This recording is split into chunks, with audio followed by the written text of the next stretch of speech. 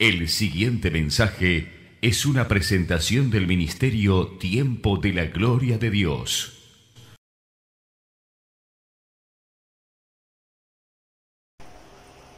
Buenas tardes, feliz y bendecido domingo para toda la familia tejediana.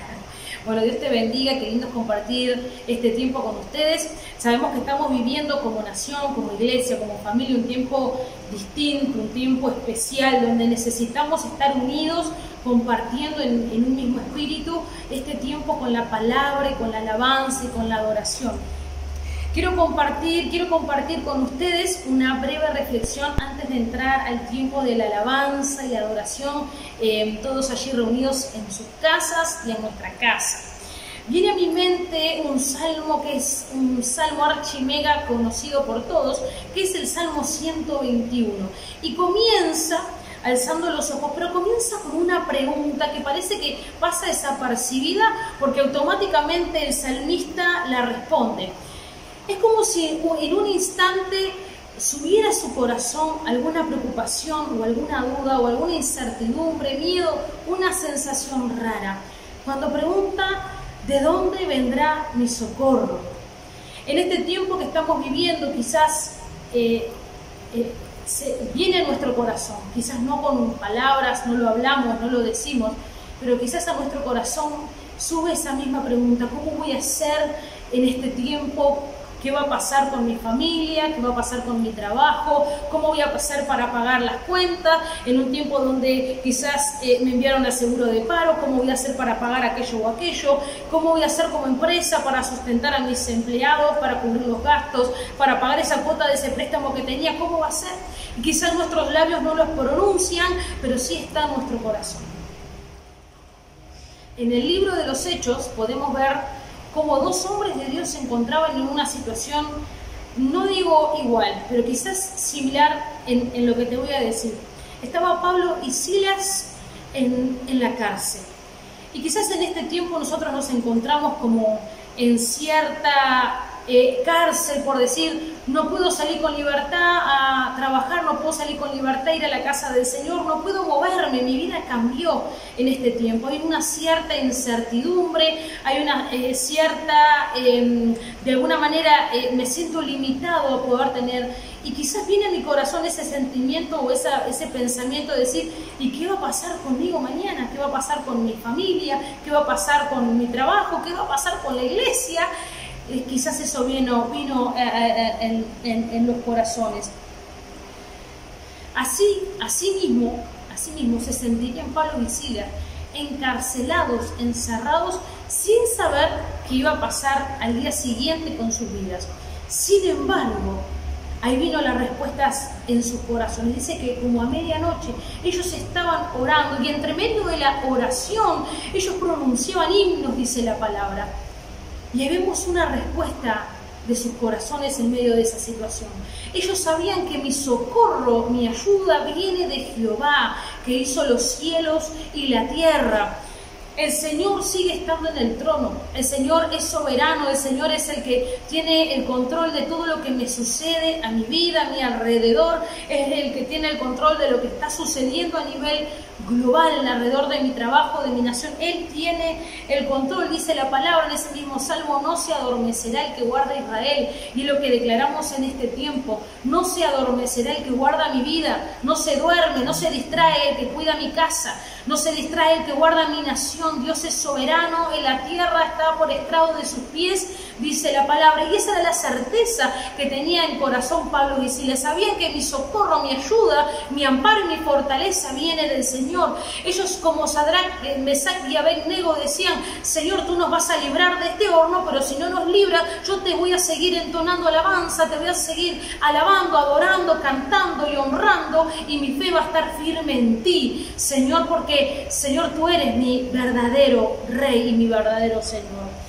Y en este tiempo es cuando se hace carne esta palabra, porque muchas veces estos salmos tan preciosos los tenemos como un salmo lindo, un salmo al que repetimos, que de alguna manera reconforta nuestra alma y nuestro corazón en alguna situación, pero en este tiempo es cuando salmos como este comienzan a hacerse carne en nuestra vida, cuando comenzamos a declararlo, a decirlo con autoridad y con confianza y con seguridad, cuando comienza a haber una transformación en nuestro corazón, cuando le decimos Señor en medio de una situación, en eso levantamos una oración a Dios y le decimos Señor, ¿de dónde viene mi socorro en este tiempo? Pero automáticamente viene el Espíritu Santo a trabajar en nuestro corazón y nos dice, yo soy tu socorro, yo soy tu amparo, soy tu pronto auxilio en las tribulaciones. Esta leve tribulación momentánea ya va a pasar. Yo soy el que quedo, yo soy el que está contigo, yo soy tu refugio. Y allí en tu casa el Señor está encendiendo tu altar, tu corazón, como nunca antes. Hasta que en medio de esa alabanza, en medio de ese tiempo de entrega, así como Pablo y Sila, con su cántico, pero más allá que era un cántico, ellos estaban proclamando la grandeza de su Dios. Y en medio de ese cántico, de repente ocurrió, dice que vino un temblor, con un estruendo tan fuerte, que estremeció todas las cárceles y todas las puertas fueron de las cárceles abiertas completamente. Es lo que el Señor está provocando y produciendo en nosotros. Que en medio de esta situación nuestra fe se firme en Él y que en medio de todo nuestro cántico y nuestra alabanza brote, permanezca, sea como un río. Dice la palabra que el enemigo viene como un río, pero por 7 se va. Y cuando quiere venir esa incertidumbre, ese temor, esa preocupación, cuando comenzamos a alabarle, cuando comenzamos a declarar la palabra, Señor, tú eres mi ayuda, tú eres mi socorro, por 7 caminos comienza a huir eso que me preocupaba. Y ese temblor dice que vino a la cárcel, pero hay algo maravilloso que Dios está haciendo, no solamente en los hogares, no solamente en nuestra vida, en nuestra casa, sino en todos nuestros vecinos, nuestros amigos, los que están en el edificio. Yo no podía ver tan claro esta palabra cuando estaba en mi casa y sabía que yo iba a estar en este tiempo alabando y adorando, y tú vas a estar en este tiempo alabando con esta alabanza al Señor. Pero mientras que vos estás alabando esta canción, mientras que vos estás entonando con entendimiento esta canción, Dios está orando. Quizás en las cárceles de los que estén sobre las casas de arriba, las casas de abajo, las casas que están a tu alrededor, los vecinos, pero aún a tus familias que están a tu alrededor, Dios va a estar obrando cárceles, trayendo mensajes de salvación. Sé que cuando ellos estaban alabando y adorando, ni siquiera tuvieron que ir a predicarle. Dice que el carcelero vino y Pablo le dijo, no tengas miedo, vení a aceptar al Señor. Y automáticamente, cuando estamos alabando y adorando a Dios, producimos que en todo nuestro alrededor haya un movimiento, haya de alguna manera un temblor espiritual, donde las cadenas se rompen, donde los grilletes que estaban encadenando los pies y las manos de Pablo y Silas caigan por tierra. Y así declaramos, Señor, en este tiempo comenzá sobrando en mi corazón, pero comenzaré a pronunciar una alabanza y un cántico tan firme y poderoso que tú vas a ver el movimiento de los que están, vas a abrir las puertas de los que están a mi alrededor. Los que están a mi alrededor van a ver que en tiempos de angustia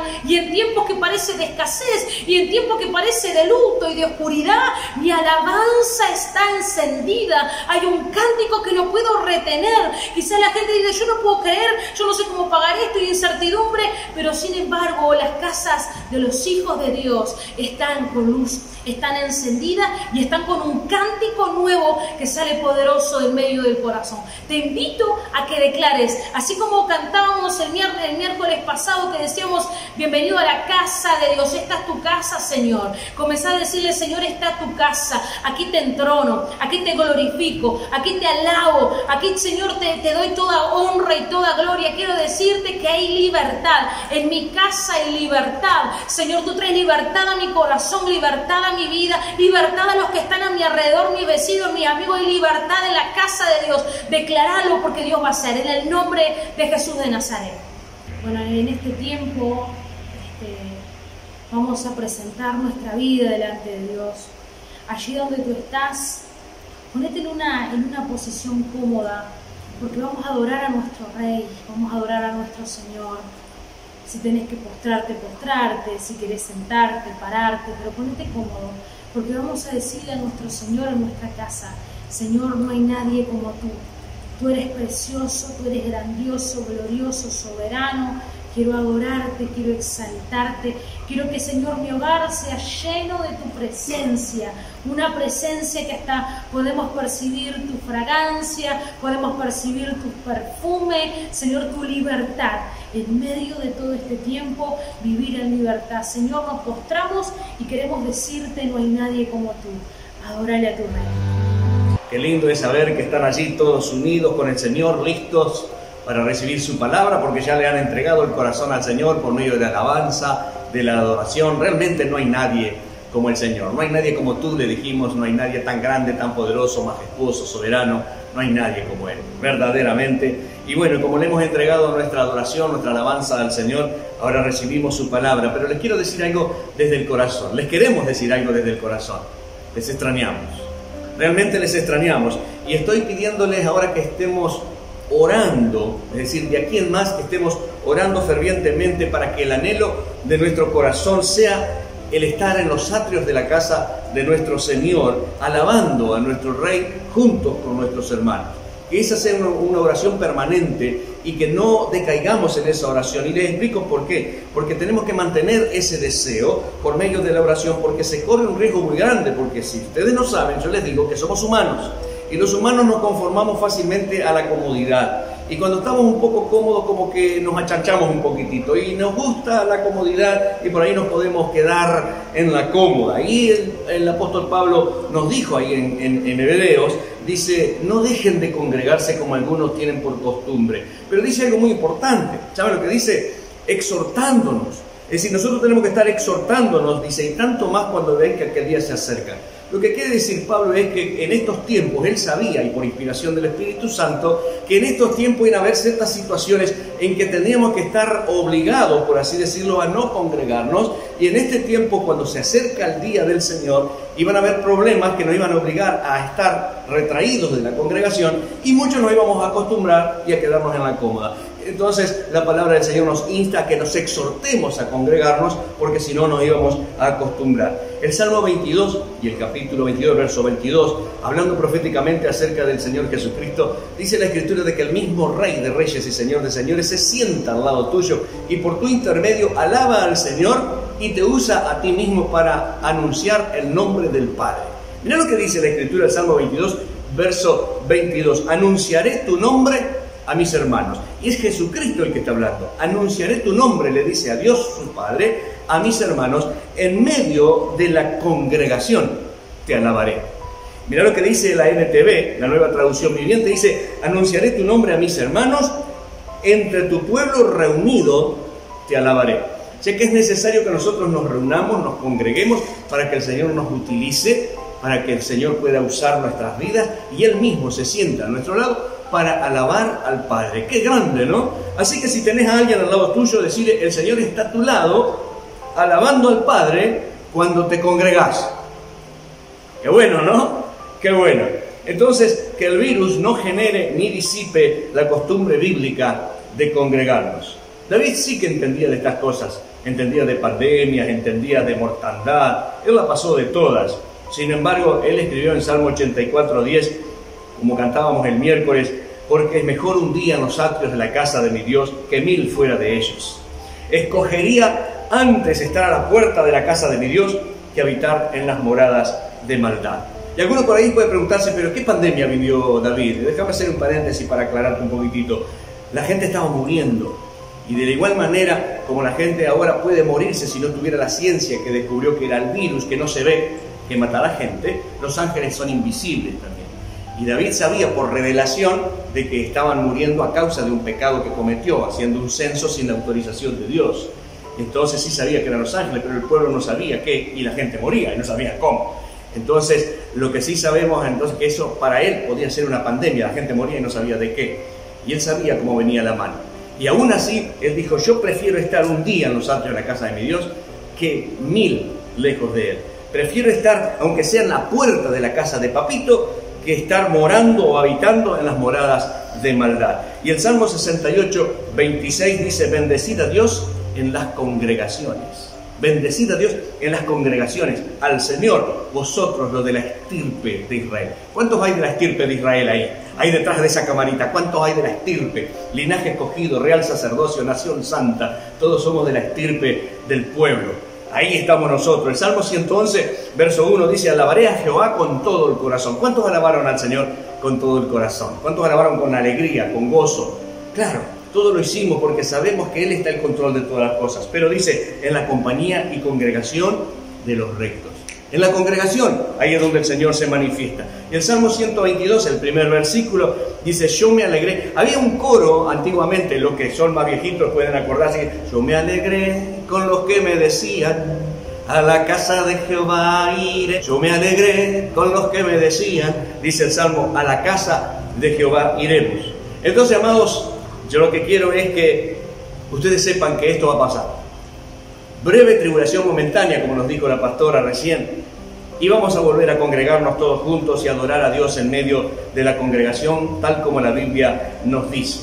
Así que ni el virus, ni las redes, ni el nuevo orden mundial, ni nada, ni nadie puede acabar con las santas convocaciones y los santos mandamientos y costumbres bíblicas de congregarnos como fue establecido por Dios en el Antiguo y en el Nuevo Testamento. Y te quiero decir algo, así que digan conmigo, ya que están ahí, digan conmigo: podrán cerrar provisoriamente un templo, pero jamás podrán frenar una iglesia. Vamos, repítanlo otra vez: podrán cerrar provisoriamente un templo, pero jamás podrán frenar una iglesia. Así que tú genera fe, predica fe y no temor. Para eso fuimos llamados. Que el temor, las estadísticas, las malas ondas, las pálidas, lo difundan por otro canal. Nosotros estamos sintonizados con otro canal. Nosotros estamos para predicar fe. Tú predica fe, predica esperanza, predica amor, predica servicio, predica entrega, predica fortaleza. Para esto fuimos llamados. Predica ánimo. Todo lo que Dios te dé, dalo. Y cuanto más te dé, más dalo, entregalo. Todo esto va a pasar. Todo esto va a pasar. De eso se trata esto, queridos. Así que todo lo que Dios te dé, entregalo. Yo declaro junto a ustedes, en el poder del acuerdo, que esta situación no va a arruinar bajo ningún concepto las palabras que salen del corazón de Dios, que fluyen a través del salmista David y que quedan impregnadas en el Salmo 133, versículo 1, que dice: mirad cuán bueno y cuán delicioso es habitar los hermanos juntos en armonía. Esa palabra que sale del corazón de Dios y que está en la Biblia se va a cumplir. Así que de eso se trata, queridos. Anhelemos, deseemos y oremos para que eso pueda permanecer en nuestros corazones y prontamente podamos estar todos juntos alabando, dándole gracias a Dios, con un avivamiento impresionante, viendo milagros, señales, maravillas, prodigios que el Señor ya estableció de antemano para con todos nosotros. ¿Cuántos dicen amén así? Muy bien. Vamos a la palabra entonces. Nosotros estuvimos, y digo nosotros porque estuvimos con mi esposa en estos días pidiéndole palabra al Señor. Y bueno, cuando pedimos la palabra al Señor, a veces abrimos la palabra y el Señor nos marca, a veces tenemos sueño, a veces tenemos algún sentir y comenzamos a darle forma. Y el Señor en esta vez sencillamente abrimos la palabra ahí, ¡pum! Nos salió en Isaías 45, versículo 20 al 25. Sin embargo, nos llevó al contexto para que podamos verlo y para que podamos entender un poquitito. Así que voy a ser muy breve. Esta palabra va a ser bastante breve porque hoy van a poder disfrutar, porque va a servir como una introducción para otra importantísima palabra. Así que hoy van a poder disfrutar de 2 platos. Bueno, o 3 también, ¿no? Con la palabra, con la entradita que tuvimos con la pastora, impresionante. Así que vamos a disfrutar de 3 platos. Y bueno, no creo que estén muy apurados para irse a casita. Así que tranquilo, pueden estar en su casa todo el tiempo que quieran mirando y escuchando la palabra. Amados, quiero decirle que Dios estuvo, está y siempre estará al control de cada situación. Y digo eso porque no es que Él va a esperar el futuro para volver a tomar control del futuro. Él ya tomó el control del futuro. Porque Él ya estuvo allí. Él ya estuvo en tu futuro y Él sabe lo que pasó. Es decir, no lo podemos entender. Él ya estuvo en tu pasado, ya lo planificó, está en este presente, ya sabe, porque este pasado, el pasado que fue pasado, el presente, en un tiempo fue futuro para el pasado, pero el futuro para Él es presente de este presente. ¿Me estás entendiendo? No entendiste nada. De todas maneras, Él ya estuvo en tu futuro. Quiere decir entonces que a Él no lo sorprende nada, porque Él tiene el control absolutamente de todo. E inclusive Él pone, saca, quita, pone reyes, pone autoridades, pone a quien quiere, hace lo que quiere, es nuestro Dios. Así es Él, único, impresionante, no se le escapa nada, absolutamente nada. Él hace así con todos, inclusive hasta con Ciro. Mire, le doy un ejemplo. Con Ciro, él le dijo: Ciro, mi siervo, mi ungido. Y le estaba hablando a Ciro como si lo estuviera hablando que estuviera ahí, pero lo estaba haciendo 200 años antes de que él naciera.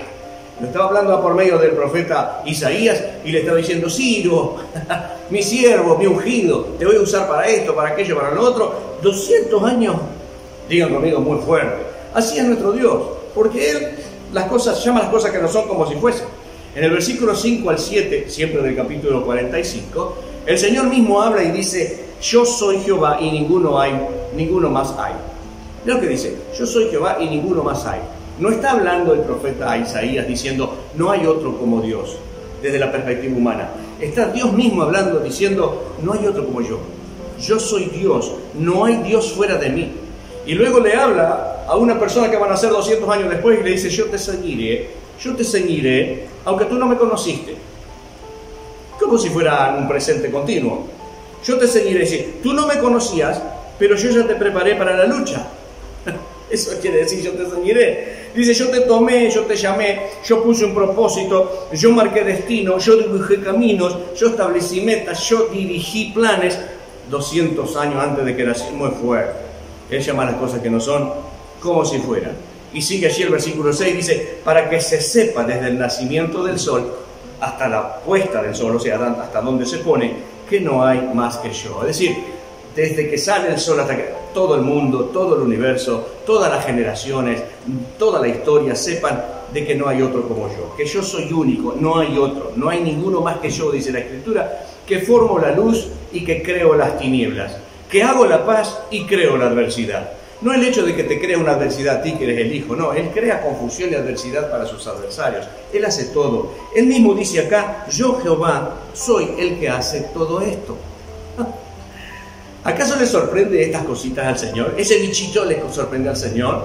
De ninguna manera. Está todo establecido, Él ya lo sabe.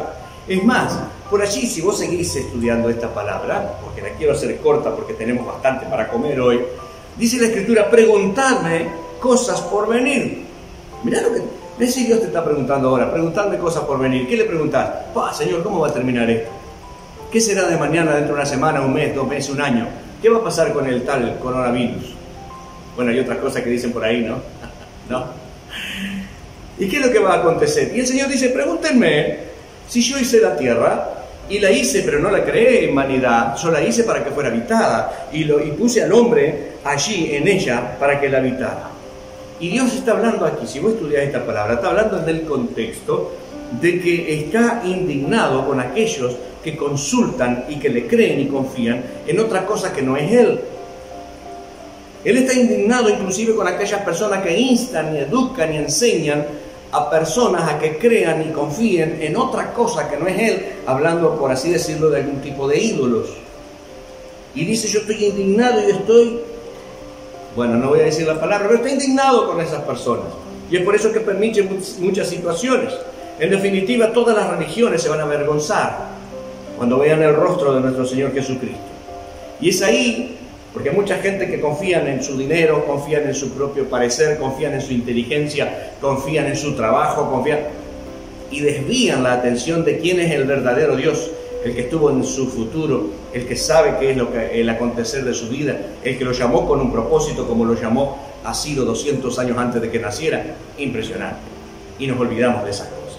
Y es ahí donde caemos en el versículo 20 hasta el 25, diciendo: como todas esas personas se olvidaron de Él, algo terrible pasó. Y entonces el Señor dice: reuníos, versículo 20, reuníos y venid, juntaos todos los sobrevivientes de entre las naciones.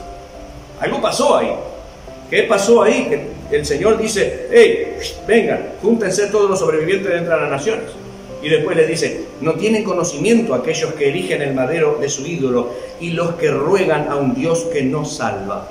Está hablando a casi todo el mundo, casi todas las personas que confían en su propio intelecto, en su propia manera de ser, de pensar, como dije recién, en su trabajo, en su dinero.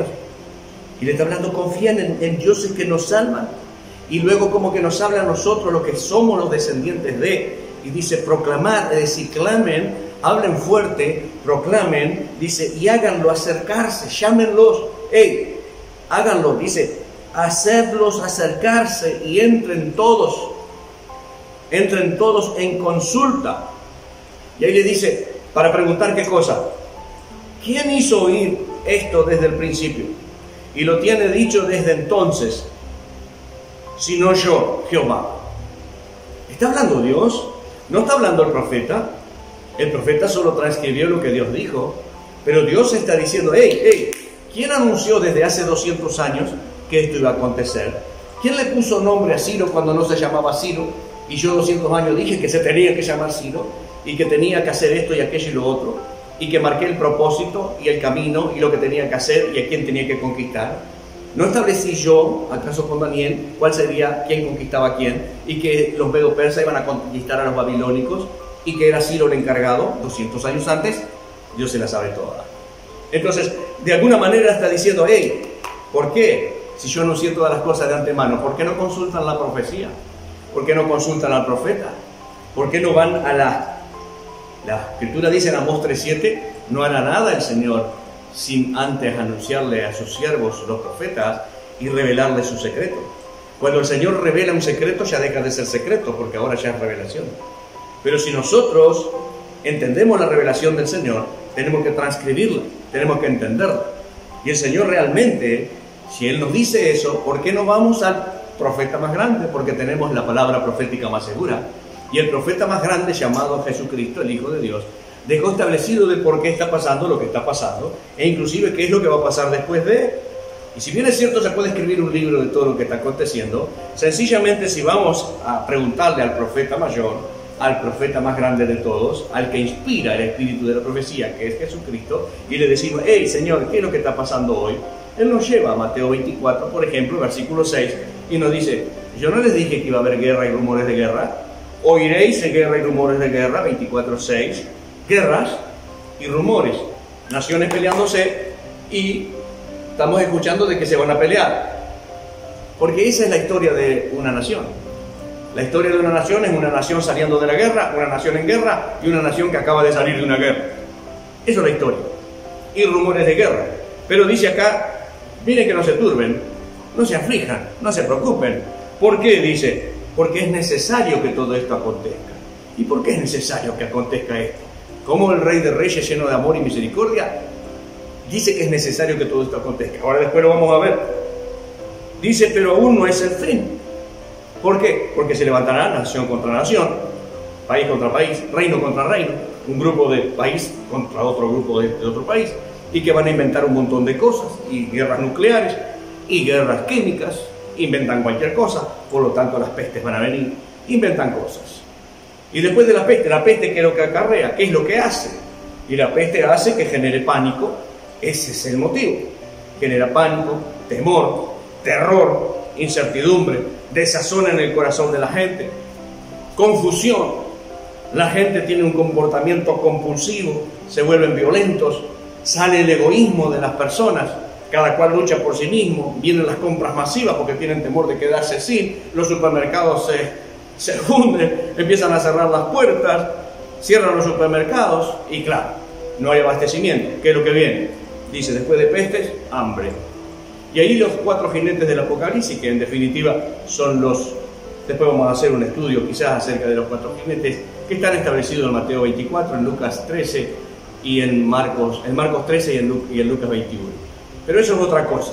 Acá lo importante es que todas estas cosas, después vendrán catástrofes en diferentes lugares, dijo el Señor, pero dice que estos son principios de dolores.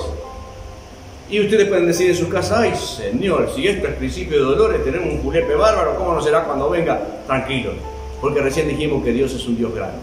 Dios está en tu futuro y Dios te cuida. Dice que te tiene como esculpido en la palma de su mano. Así que haya paz en tu corazón. Y sigue terminando el versículo 21, siempre del capítulo 45. Y no hay más Dios que yo, Dios justo y salvador. Ninguno hay fuera de mí. Él es justo y salvador. Hacemos las cosas que convienen, sabemos hacer lo bueno y lo hacemos. Él es justo, pero es salvador. Y dice acá, no hay ningún otro fuera de mí. ¿En quién estamos confiando? No hay otro fuera de Él. No nos queda otra. Y luego nos recomienda en el versículo 22, dice, mirad a mí, miren a mí. Dice, sed salvos. Mírenme si quieren salvación. Mírenme a mí si quieren salvación. Todos los términos de la tierra. Aquí no entra el grande, el chico, el negro, el blanco, el gordo, el feo. Acá entran todos. Todos los términos de la tierra, si lo miramos a Él, confiamos en Él, todos tenemos derecho a la salvación. Mirad a mí, que yo soy el Salvador. Así dice la Escritura, todos los términos de la tierra. ¿Por qué? Porque yo soy y no hay otro fuera de mí. No hay más, dice. ¿Y quién dice eso? Lo dice Dios. No lo dice el profeta. Porque yo soy Dios y no hay más. Puesto los ojos en Jesús, autor y consumador de la fe. Solo en Él hay salvación. Todos los términos, todo el mundo, porque yo soy Dios, no hay más. Quiere decir, no hay otra opción. No busques en otro lado. No confíes en otra cosa. No existe. El verso 23 dice, por mí mismo hice juramento. De mi boca salió palabra en justicia y no será revocada. Es lo que dice Dios. Dios mismo dice eso.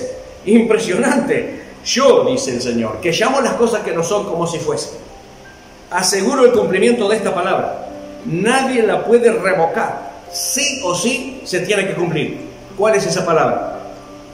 Que a mí se doblará toda rodilla y jurará toda lengua.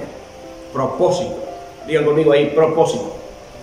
Propósito. Hay un propósito soberano en este principio de dolores. Hay allí algo que tiene que pasar, por eso que es necesario que todo esto acontezca, para que se cumpla ese propósito. ¿Por qué? Porque el mundo tiene que reconocer la soberanía y el amor de Dios y se tendrá que doblegar a su majestad. Ese es el propósito. ¿Para qué las crisis? Las personas llegan a un momento con su intelectualismo tan grande que piensan que la pueden toda, pero cuando hay una crisis tan grande no le queda otra que pensar en alguien más grande. Eso es así. Ahora vamos a leer un testimonio, después que leo estos dos versículos que dice, y se dirá de mí, dice Dios, ciertamente en Jehová está la justicia y la fuerza, a Él vendrán, y todos los que contra Él se enardecen serán avergonzados. Todos los que se enojaron contra Dios porque no entendieron su obrar, porque dijeron ¿dónde está Dios y que permite todo esto? Se van a avergonzar. En Jehová será justificada y se gloriará toda la descendencia de Israel.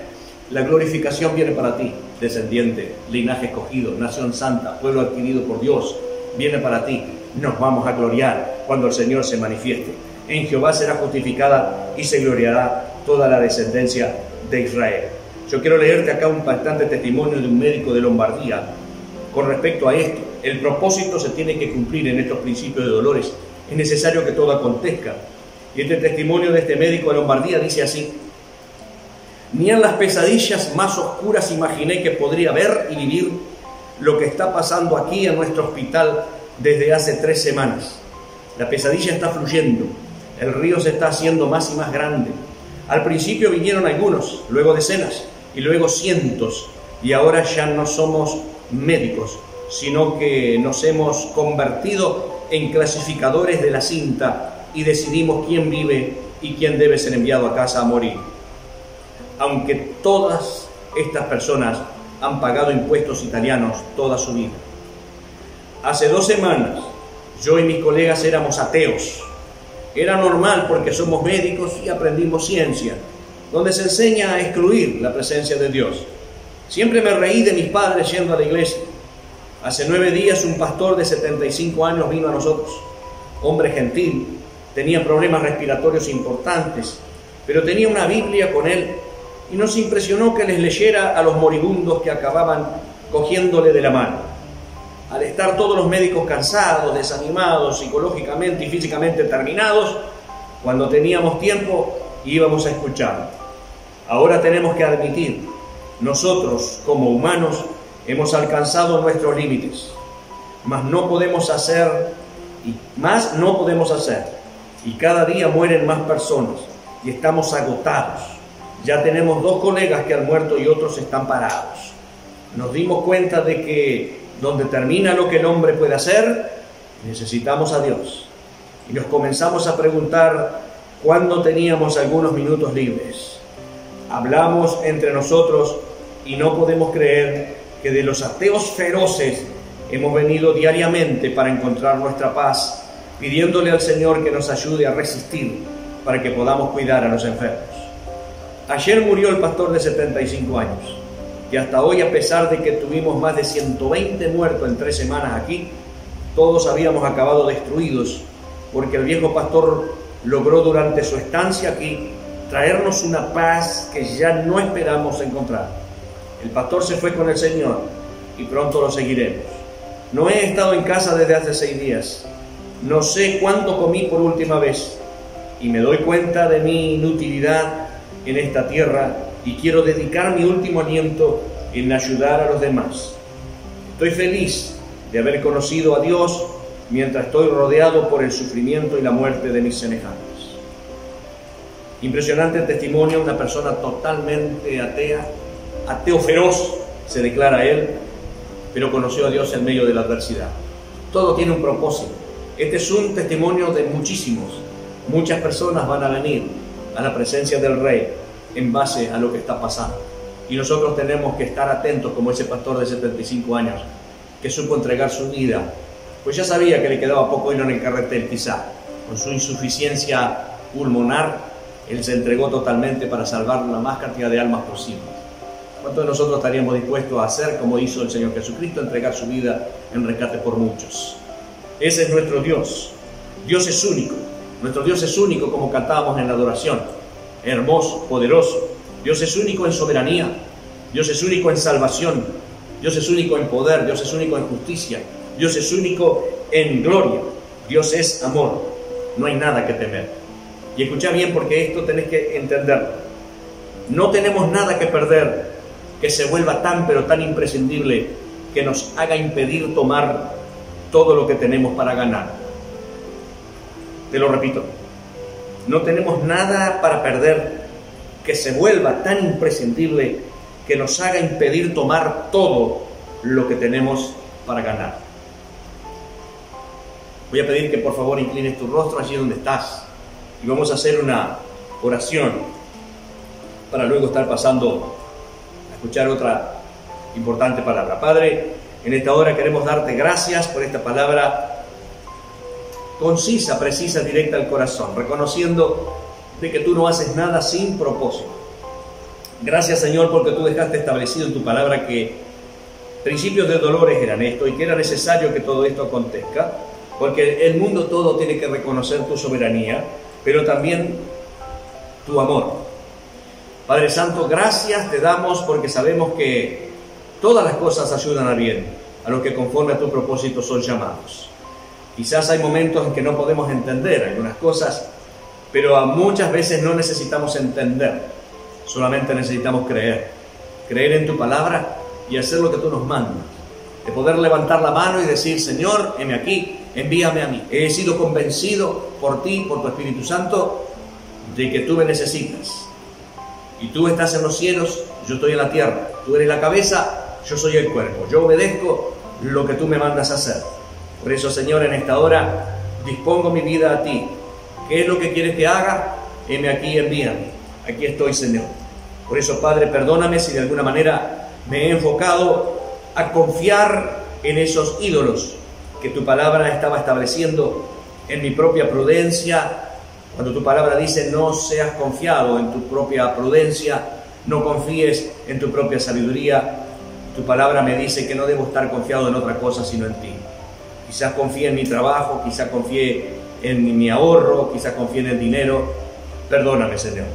Ayúdame ahora a tener mi total confianza en ti, sabiendo de que estamos a un hilo y tú solamente eres el que nos puede dar todo lo que necesitamos. Y cuando te tenemos a ti, ya no precisamos más nada. Por eso, Padre, muchísimas gracias en el nombre de Jesús. Gracias por todo, Señor. Amén y amén. Amados, entonces sigamos con nuestro corazón abierto para asimilar estos preciosos conceptos que nos va a traer nuestro querido pastor Emanuel. Tomemos nota, por favor, y pongamos en práctica, prestemos mucha atención, porque son conceptos realmente muy importantes para ser prosperados en cada área de nuestra vida. Entonces, Vamos a abrir bien los oídos espirituales y los oídos físicos. Prestemos atención, tomemos nota, traigamos la virome, traigamos la cuadernola y prestemos atención y seguramente podamos dar testimonio luego de que el Señor nos bendice en cada área de nuestra vida. Que el Señor te esté bendiciendo en el nombre de Jesús. ¿Qué tal a todos? ¿Cómo les va? Y vamos a conversar acerca de un tema que siempre genera unas cuantas dudas y preguntas en las personas, que tiene que ver con las ofrendas que levantamos en las iglesias. ¿Por qué levantamos ofrendas en las iglesias? ¿Cuál es el significado de la ofrenda? ¿Cuál es su razón de ser? En primer lugar, lo que primero hay que aclarar en este tema es que la palabra ofrenda significa regalo. Las ofrendas son un regalo que nosotros le hacemos a Dios. Las ofrendas no son una colaboración que uno hace o una donación que uno hace para que una institución llamada iglesia pueda pagar sus cuentas, el alquiler, la luz, etcétera, del edificio donde se juntan o gastos por el estilo.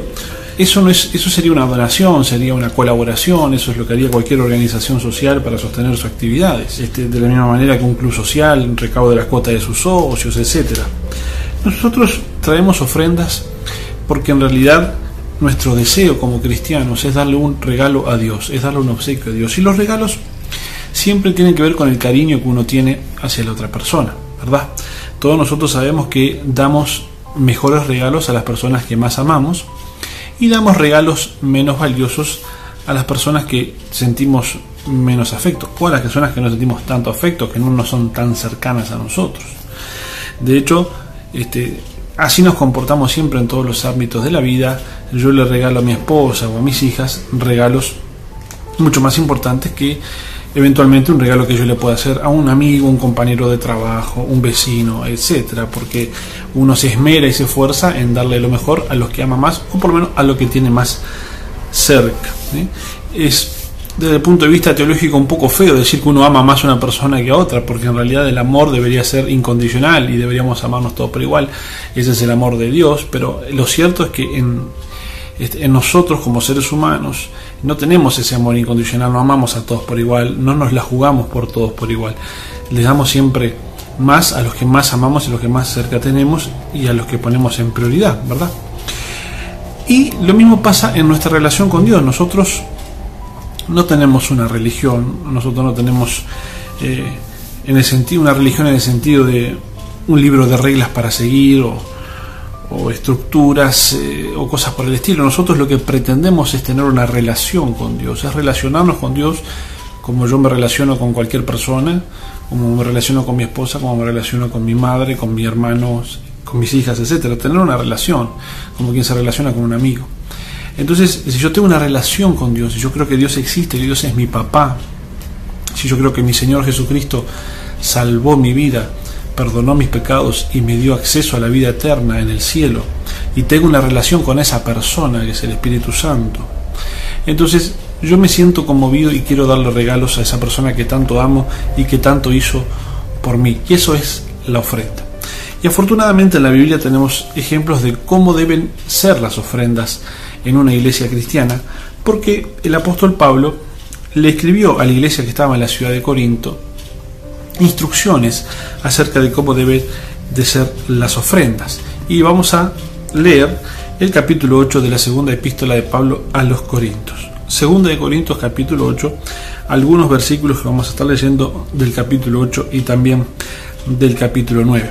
Dice así: Asimismo, hermanos, os hacemos saber la gracia de Dios que se ha dado a las iglesias de Macedonia, que en grande prueba de tribulación, la abundancia de su gozo y su profunda pobreza abundaron en riquezas de su generosidad. Es decir, estas iglesias que realizan la ofrenda son iglesias que están atravesando problemas y grandes, porque dice que en grande prueba de tribulación y su profunda pobreza, es decir, eran iglesias pobres, eran iglesias de gente modesta que estaban atravesando dificultades. Sin embargo, las dificultades y la modestia en la que vivían no les impidieron ser generosos, ¿sí? Dice que abundó las riquezas de su generosidad, así es como Pablo describe la ofrenda que esta gente enviaba.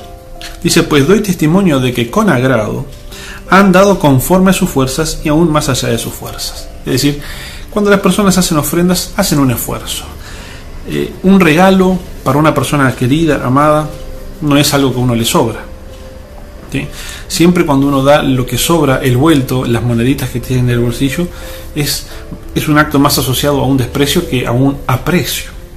Entonces aquí dice que ellos dieron de acuerdo a sus posibilidades, de acuerdo a sus fuerzas y un poco más allá, es decir, hicieron un esfuerzo porque tenían las ganas, la voluntad de querer hacer la ofrenda, pidiéndonos con muchos ruegos que les concediésemos el privilegio de participar en este servicio para los santos. Es decir, las personas que ofrendaban en estas iglesias pedían por favor que les aceptaran la ofrenda que ellos querían dar, porque ellos entendían que dar la ofrenda era un privilegio, y esta era una ofrenda destinada a los hermanos que eran pobres de otras ciudades. Dice, y no como lo esperábamos, dice Pablo, la verdad que superaron nuestras expectativas, estoy en el versículo 5, y no como lo esperábamos, sino que asimismo se dieron primeramente al Señor y luego a nosotros por la voluntad de Dios.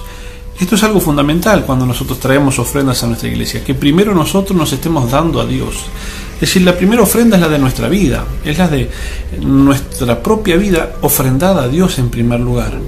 ¿Sí? Por eso dice, se dieron primeramente al Señor y luego dieron la ofrenda para nosotros.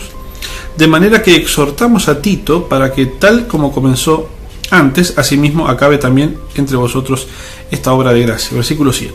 Por lo tanto, como en todo abundáis, en fe, en palabra, en ciencia, en toda solicitud y en vuestro amor para con nosotros, abundad también en esta gracia. Es decir, aquí Pablo les está diciendo, una iglesia puede tener abundancia de fe, abundancia de palabra, abundancia de conocimiento, de ciencia, abundancia de toda solicitud, es decir, son personas dispuestas, siempre prestas, ¿sí? Abundancia de amor para todo el mundo. Bueno, pero eso tiene que traducirse entonces en un acto de generosidad, eso tiene que traducirse también en un acto de dar, ¿sí? Porque no parece lógico que uno diga que tiene mucha fe, que conoce mucho la palabra, que tiene mucho amor, que siempre está dispuesto, pero no está dispuesto a entregar una ofrenda, no está dispuesto a desprenderse de algo suyo para beneficiar a otro.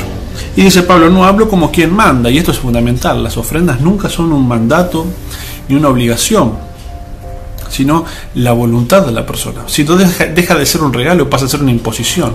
Si las ofrendas fuesen un mandato, si la iglesia obligara a sus miembros a ofrendar, ya sería un impuesto, no sería una ofrenda. Dice, no hablo como quien manda, sino para poner a prueba, por medio de la diligencia de otros, también la sinceridad del amor vuestro. Versículo 9.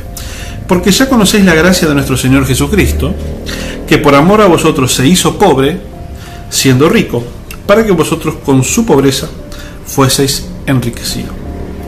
Miren lo que el Señor Jesús estuvo dispuesto a hacer, siendo rico, siendo el rey.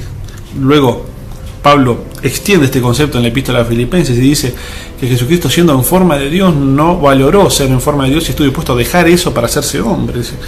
Esa gracia, esa generosidad de Jesucristo de dejarlo todo por las personas que ama, en este caso por nosotros, dice, aceptó hacerse pobre cuando era rico, para que nosotros con la pobreza de Jesucristo seamos enriquecidos.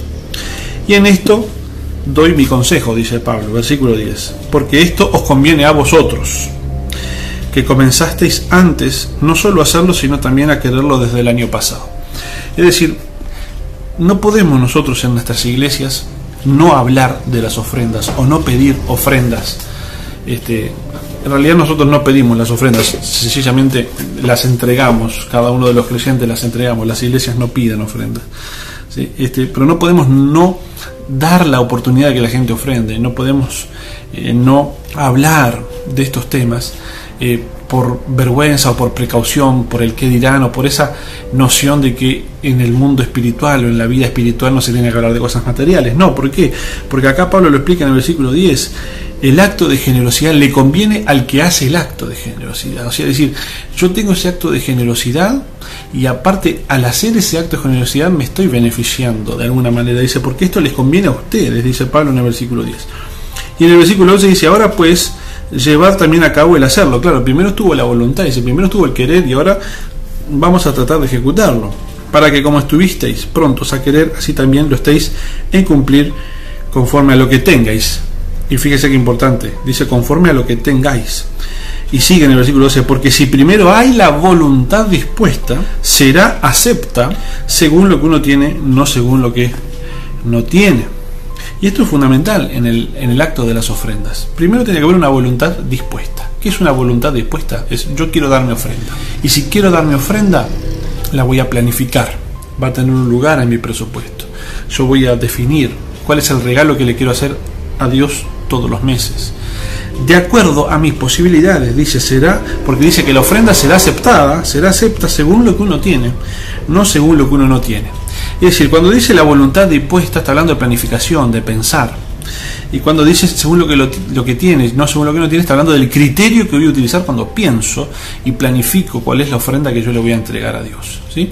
Es decir, fíjense que aquí lo que la Biblia nos estaría diciendo es que no vale la ofrenda que es un arrebato de emocionalidad. Es decir, no sé, yo me levanté contento hoy porque Dios me bendijo, porque, no sé, salvé un examen en la facultad y estoy tan contento que voy a hacer una ofrenda y por ahí agarro dinero que tenía pensado para otra obligación y lo ofrendo todo y bueno, Dios dirá porque estoy contento, y después me quedé sin capacidad de responder frente a otras obligaciones, frente a otros compromisos que también tenía.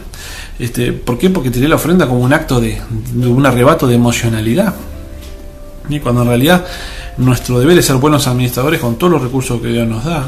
Entonces aquí el apóstol Pablo está diciendo, tiene que haber primero la voluntad dispuesta. ¿Estoy dispuesto a ofrendar? Sí. ¿Cuánto? Bueno, de acuerdo a lo que tengo y no de acuerdo a lo que no tengo. No comprometo dinero que no tengo, no comprometo otras obligaciones que también tengo que cumplir. Le encuentro un lugar, pero me hago el esfuerzo, como decía antes, como lo vimos en el versículo 3, damos según nuestras fuerzas y un poco más allá de nuestras fuerzas. Hago el esfuerzo para que en el presupuesto entre una buena cantidad de ofrenda de acuerdo a lo que es mi sentir, a lo que es mi querer para Dios. Pero tiene que estar hecho con planificación, tiene que ser hecho con pensamiento, con criterio, ¿sí? No así nomás lo que tengo en el momento o lo que me sobra.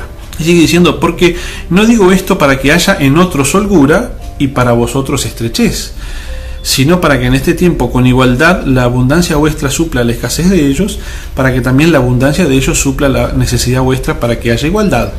Como está escrito, el que recogió mucho no tuvo más, y el que poco no tuvo menos. Y esto es una clave fundamental en las comunidades cristianas. Las comunidades cristianas que recogen ofrendas no pueden ser comunidades tan desiguales, donde a algunos les va tremendamente bárbaro y al resto de la gente le va mal, ¿sí? Es decir, una comunidad cristiana sana, que sabe y que entiende cuál es el misterio de la ofrenda, todos prosperan. En una comunidad cristiana sana, todos prosperan, todos salen adelante, ninguno se arruina por dar ofrendas, ¿sí? Ese es el secreto, o digamos, esa es la calidad de lo genuino del brindar las ofrendas en una comunidad cristiana. Todos nos beneficiamos, todos salimos adelante. El ejercicio de dar ofrendas a Dios nos termina conveniendo, nos termina beneficiando de acuerdo a lo que dice aquí la palabra. Nos damos la ofrenda por la conveniencia, porque nos conviene. Al final nos termina conviniendo, es de bendición para nosotros, pero no lo hacemos por la bendición, no lo hacemos porque nos conviene, porque no se dan ofrendas por avaricia. No es que digo, bueno, esto me conviene, voy a hacer negocio, entonces ofrendo. No, la ofrenda no es una cuestión que tiene que nacer de una motivación de avaricia o porque estoy buscando la conveniencia. La ofrenda es desprendimiento. Y es mi obsequio a Dios. ¿Y cuál es mi obsequio a Dios? Yo le doy, cuando yo quiero hacerle un obsequio a alguien, le regalo lo que esa persona quiere recibir, algo que le guste.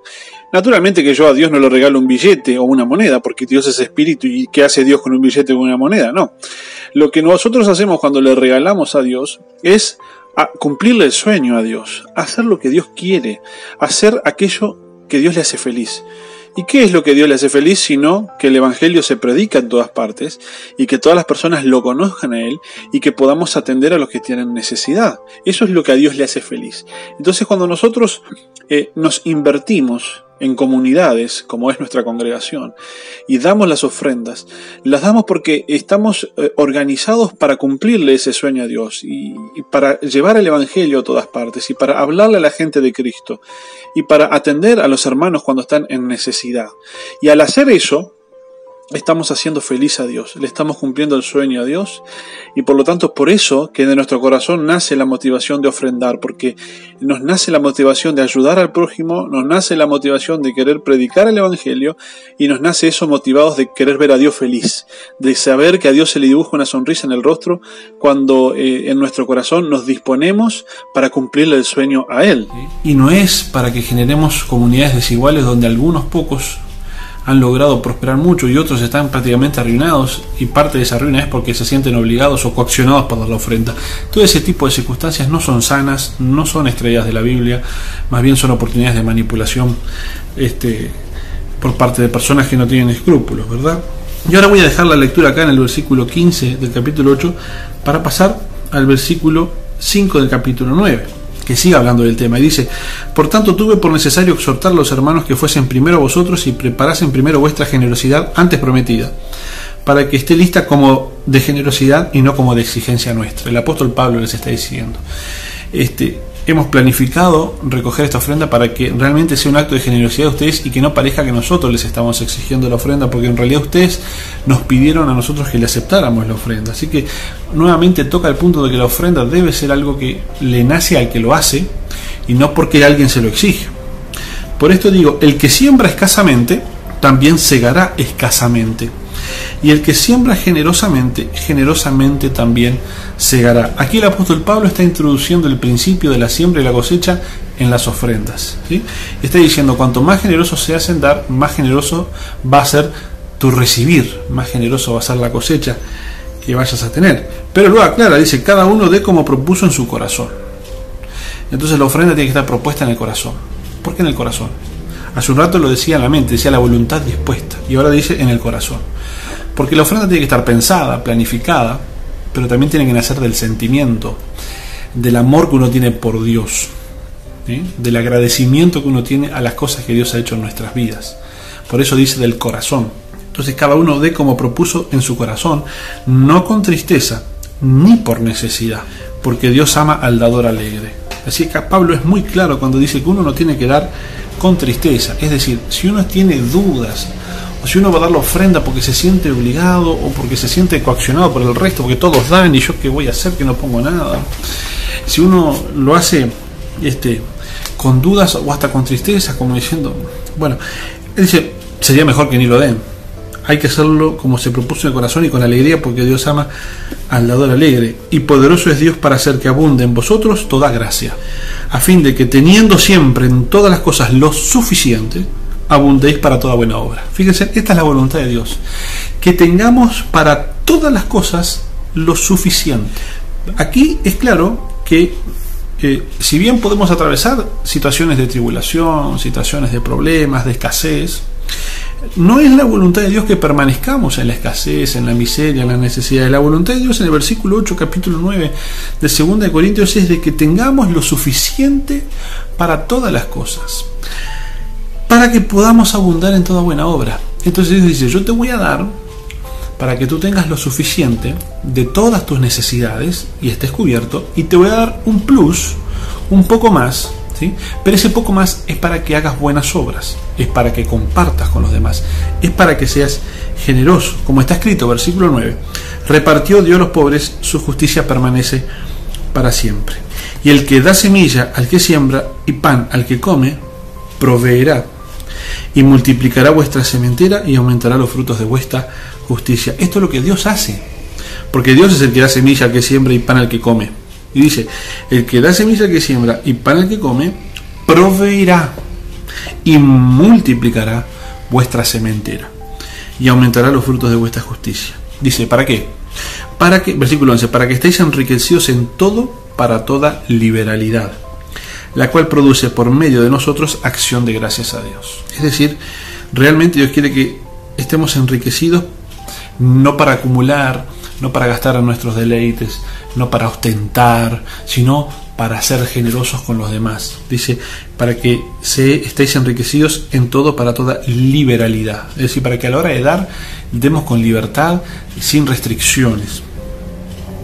Porque todo eso produce acción de gracias a Dios. Hay alguien que va a decir, Dios, gracias por esto. Y cuando se produce una acción de gracias a Dios, eso está muy bueno. porque la administración de este servicio no solamente suple lo que a los santos falta. Mirá, la ofrenda se recogía porque habían hermanos en otras localidades muy pobres, y dice, la administración de este servicio no solo suple lo que a los otros santos les falta, sino que también abunda en muchas acciones de gracias a Dios. Es decir, como que la ofrenda tiene dos objetivos que cumple. Uno es el de atender a la persona que está en necesidad, y el otro es generar acciones de gracias a Dios, que haya gente que agradezca y que alabe a Dios por eso. Pues por la experiencia de esta administración glorifican a Dios por la obediencia que profesáis al Evangelio de Cristo. Por la obediencia que profesáis al Evangelio de Cristo. Es decir, no podemos decir que somos personas obedientes al Evangelio de Cristo si no hay en nosotros generosidad para dar. Es parte de la obediencia al Evangelio de Cristo el ser generosos con la abundancia que Dios nos da. Y por la liberalidad de vuestra contribución para ellos y para todos. Versículo 14. Asimismo, en la oración de ellos por vosotros, a quienes aman a causa de la superabundante gracia de Dios en vosotros. Gracias a Dios por su don inefable. Estos son versículos valiosos para entender qué significa la ofrenda en las iglesias cristianas. Pero quiero quedarme con ese detalle que leímos recién, de Pablo vinculando la ofrenda al principio de la siembra y de la cosecha. El principio de la siembra y de la cosecha es un principio muy poderoso, que está expresado en el Génesis, está expresado en el pacto que Dios hace con Noé, está expresado en la palabra de Dios. Usted sabe que la palabra que Dios dice, las promesas que Dios dice son inmutables. Dice la epístola de los Hebreos que por dos cosas inmutables, una es la promesa o la palabra de Dios y otra es el juramento de Dios. Es decir, cuando Dios hace una promesa, eso no puede cambiar. Y Dios promete, Génesis 8, versículo 22, dice: mientras la tierra permanezca, esto es después del diluvio, mientras la tierra permanezca, no cesarán la sementera y la siega, es decir, la siembra y la cosecha, el frío y el calor, el verano y el invierno, el día y la noche. Dios dice, hay cuatro cosas que mientras permanezca la tierra, o sea, de aquí hasta el fin del mundo, van a pasar siempre: el día y la noche, el frío y el calor, el invierno y el verano, la siembra y la cosecha.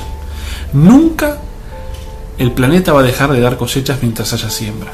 Es decir, es un principio inmutable que va a estar para siempre. Y es un principio espiritual, porque por eso Pablo lo aplica cuando habla de las ofrendas a los santos. Y en cuanto a esto, en cuanto a las ofrendas, y en cuanto entonces a sembrar y a ser generosos con lo que Dios nos ha dado, quiero leer un pasaje para ir terminando en Eclesiastés. Eclesiastés capítulo 11, versículo 4. Porque estamos en momentos de sembrar. Todos los momentos en nuestra vida son para sembrar. Y siempre se superponen y están a la misma vez con los momentos de cosechar. Uno está todo el tiempo sembrando y está todo el tiempo cosechando.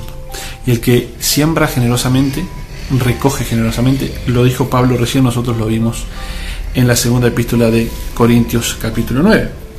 Y aquí en Eclesiastés 11:4 hay un consejo, una máxima que el predicador deja, que está muy interesante. Dice así: el que al viento observa no sembrará, y el que mira a las nubes no segará. ¿Qué significa esto? El que al viento mira, el que al viento observa no sembrará. Se está refiriendo a las inclemencias del tiempo. Si yo veo el viento, todo el tiempo mal clima, no termino de sembrar nunca me decido a sembrar. Y si cuando es la hora de cosechar me ando fijando a ver si va a llover, porque si empezó a cosechar y llueve se me arruina todo, entonces tengo que esperar el día adecuado para... Entonces hoy hay sol, pero estoy mirando allá hay una nube y va a llover, entonces no cosecho mejor. Es decir, si todo el tiempo titubeamos en el acto de la siembra y de la cosecha a causa de las circunstancias, al final no lo vamos a hacer nunca. Entonces, estos son momentos de sembrar, también son momentos de cosechar, pero a la hora de sembrar nosotros vemos nuestro alrededor. Estamos en momentos difíciles, porque el mundo está en momentos difíciles. El mundo se apresta a enfrentar una crisis económica interesante, no comparada con las que se han vivido en las últimas décadas, porque es algo novedosa, no sabemos, nos genera mucha incertidumbre. Pero la pandemia del coronavirus es una pandemia que está paralizando las economías en los países, porque en muchos países requiere que la gente se quede en su casa y no salga a trabajar. y eso son menos horas trabajadas. Y siempre que hay menos horas trabajadas, hay menos producido, hay menos productos, entonces hay menos crecimiento, etcétera. Eso en economía funciona así. Uno tiene que tener siempre más cantidad de horas trabajadas y más cantidad de capital invertido para que haya más producto, para que haya más crecimiento. Si las personas se quedan en su casa porque están obligadas, hay menos cantidad de horas trabajadas. Es muy probable que este sea un año complicado, el 2020, visto desde el punto de vista humano. Pero lo que la palabra del Señor nos dice y nos da esperanza de que el que da semilla al que siembra y pan al que produce, ese es el que nos provee y ese es el que nos multiplica. Es decir, para nosotros los que somos creyentes y creemos en Dios y creemos en su palabra, nuestra vida no depende de cómo le va a ir al mundo, de cómo le va a la bolsa, de cómo le va el dólar, de cómo le va el Producto Bruto Interno, de cómo le va el déficit fiscal. Son todas cosas importantes y uno las tiene que conocer para saber planificar, uno las tiene que conocer para entender los tiempos. Tenemos que saber discernir los tiempos, qué tiempo es bueno para invertir, qué tiempo es bueno para no invertir, para ahorrar, etcétera.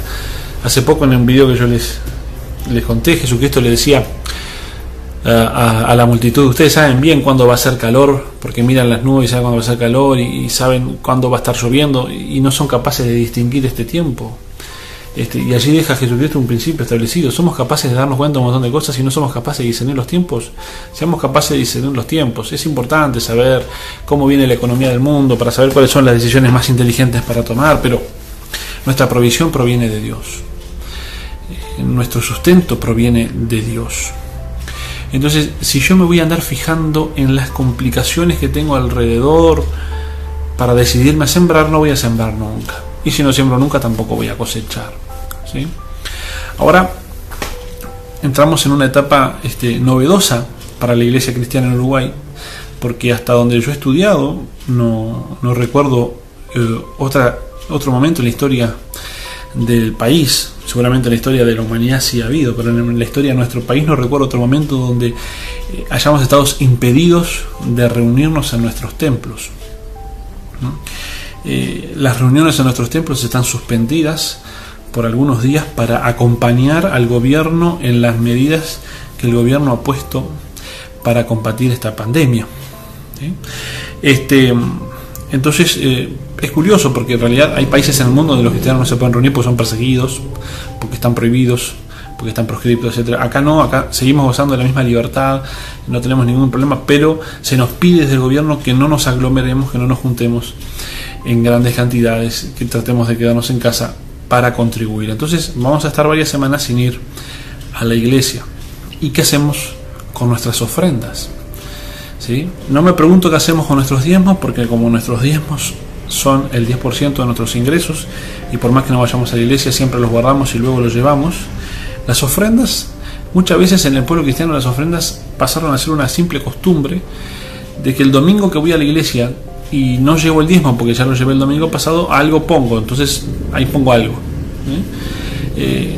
A veces el concepto de la ofrenda ha quedado desvirtuado, quizás no lo hemos enseñado muy bien, o a veces la gente no lo entiende bien, ¿sí? Pero la ofrenda es el regalo que yo le quiero hacer a Dios, ¿sí? No es algo que circunstancialmente pongo porque fui a la iglesia y como no voy a poner el sobre con el diezmo porque ya lo puse el domingo pasado o hace 2 domingos atrás, bueno, pongo algo. La ofrenda es el regalo que yo le quiero hacer a Dios, y también es mi oportunidad de sembrar. Entonces estamos ante un momento novedoso como iglesia, pero desafiante también, y que nos va a poner a prueba. Como decía Pablo acá en 2 Corintios capítulo 8, dice: es para ponerlos a prueba. Nos va a poner a prueba, a ver si hemos entendido y si tenemos bien incorporada la idea de la ofrenda como un regalo que queremos hacerle a Dios. Vamos a estar algunos días sin poder ir a la iglesia, ¿sí?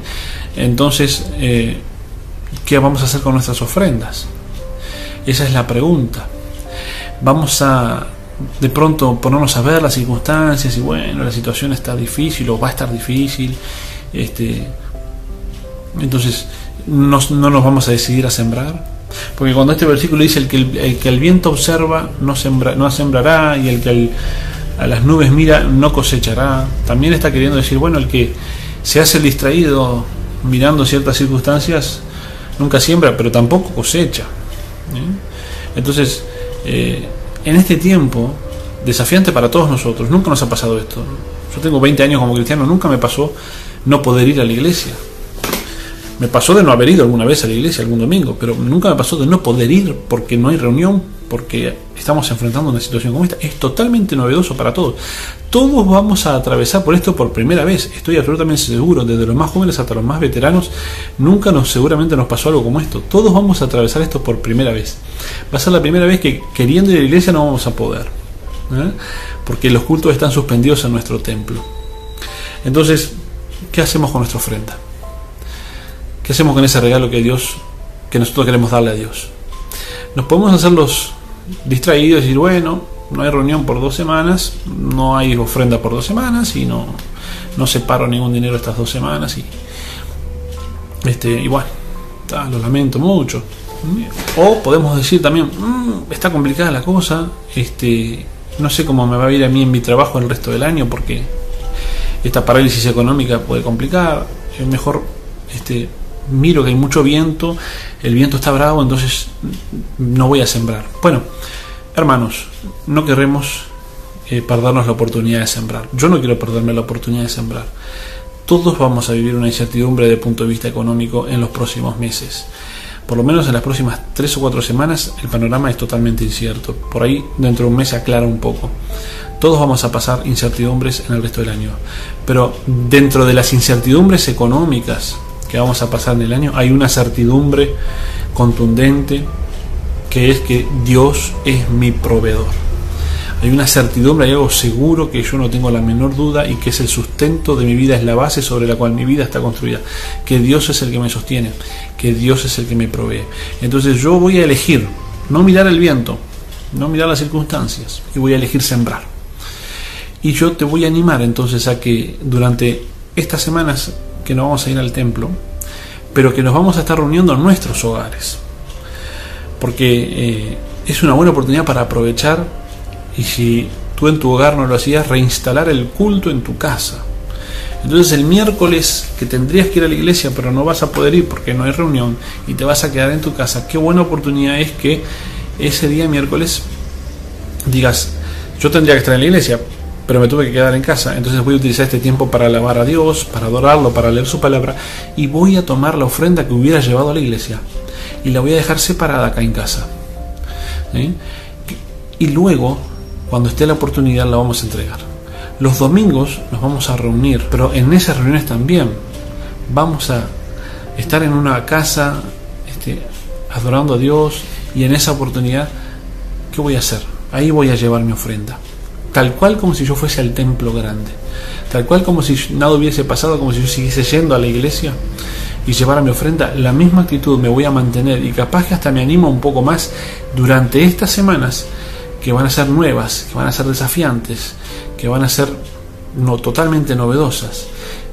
No voy a agarrar y mirar el viento, mirar hacia arriba y no decidirme a sembrar, o quizás hacerme distraído y decir, bueno, porque si yo sé que si yo no siembro nunca, tampoco voy a cosechar.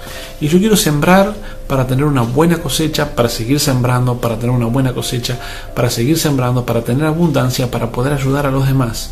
Porque no me olvido de las veces que me han ayudado a mí, quienes han tenido abundancia. Todos en algún momento hemos recibido la generosidad de otros. Todos atravesamos dificultades en nuestras vidas. Y hoy yo quiero poder ser una bendición para el otro también. ¿Y cómo hago yo para ser una bendición para el otro si me pierdo la oportunidad de sembrar?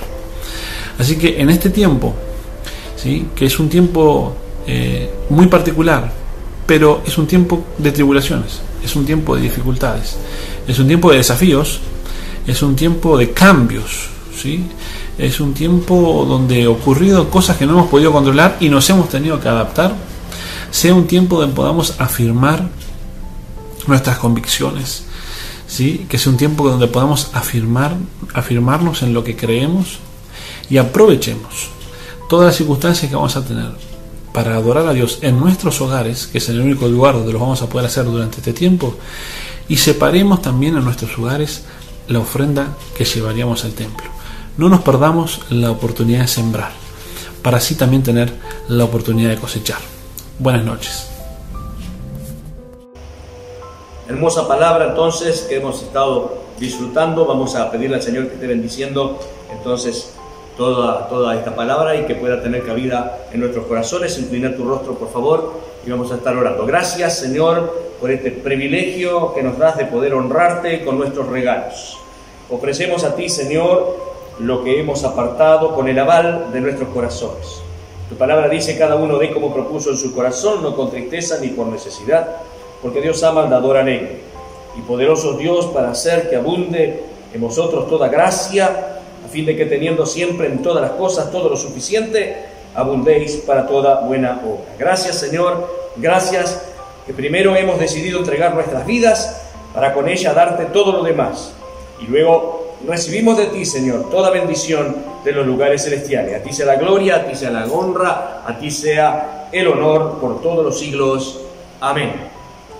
Muy bien, amados, espero que el Señor, por supuesto, le ha hablado al corazón. Primero nos ha hablado a nuestros corazones y en ese fluir fue directamente al de ustedes. Esperamos entonces que estemos preparándonos para que el próximo miércoles, mediante este canal, podamos estar encontrándonos y disfrutando de la presencia del Señor, todos juntos en familia, orando, como se dijo al principio, para que el anhelo de nuestro corazón pueda estar siempre, poder volver a la casa de Papito para darnos un abrazo y no un codazo como se está pretendiendo. Así que vamos a estar orando siempre. Acuérdense de orar unos por los otros, acuérdense de pasar el link a todas aquellas personas que de una u otra manera quieren escuchar palabra. Ustedes saben que pueden compartirla, porque es una palabra pura, una palabra que pueden compartirla sin ningún problema para todos aquellos que necesitan alimentarse. Entonces les autorizamos a que lo hagan, que lo puedan subir sin ningún problema y que puedan disfrutar todos juntos en familia. Nos estamos viendo entonces el próximo miércoles mediante esta misma dirección, y si hay algún cambio, por supuesto, le vamos a estar notificando. Le estamos pidiendo que estén atentos siempre a las notificaciones, a lo que estamos subiendo permanentemente. Siempre hay motivos para orar. Por favor, si alguno tiene alguna necesidad, no deje de contactarse con nosotros. Súbalo a TGD o a TGD Central, o envíe un mensaje privadamente o lo que sea, que nosotros estamos atentos para poder canalizar su necesidad y de esa manera poder suplirla. Estamos todos para servir, estamos todos en la misma bolsa, por así decirlo, pero si nos ayudamos unos a los otros cumpliendo la escritura que dice: sobrellevad los unos las cargas de los otros, de esa manera la vamos a llevar más fácil. ¿Ok? Así que no te quedes solo, no te quedes ahí aislado, porque solo y aislado la cosa se hace pesada. Así que vamos todos juntos, no te aísles, no te quedes por allá solito, compartí, tenés ahí el WhatsApp, pegá una llamadita, hacé lo que estamos para servir. Y como tenemos el tiempo, ahora vamos arriba, podemos estar comunicándonos cada vez más. Así que un abrazo bien grande para todos, nos estamos viendo. Chao.